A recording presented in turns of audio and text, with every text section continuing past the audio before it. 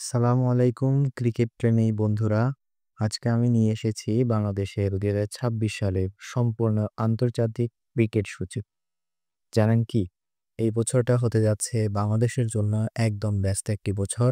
চলুন দেখে নিই কোন সিরিজে টাইগাররা মাঠ কাঁপাবে।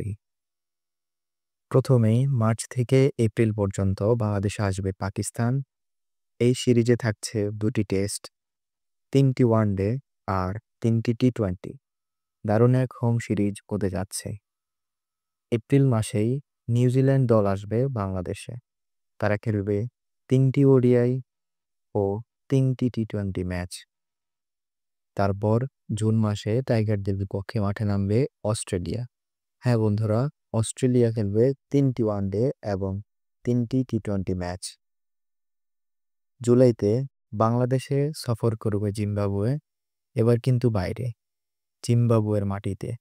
এই সিরিজে থাকছে ২টি টেস্ট ও ৫টি ওয়ানডে। আগস্ট মাসে টাইগাররা যাবে আয়ারল্যান্ডে, খেলবে ৩টি ওয়ানডে এবং ৩টি টি-টোয়েন্টি ম্যাচ। এরপর অক্টোবর থেকে নভেম্বর পর্যন্ত বাংলাদেশে আসবে ওয়েস্ট ইন্ডিজ।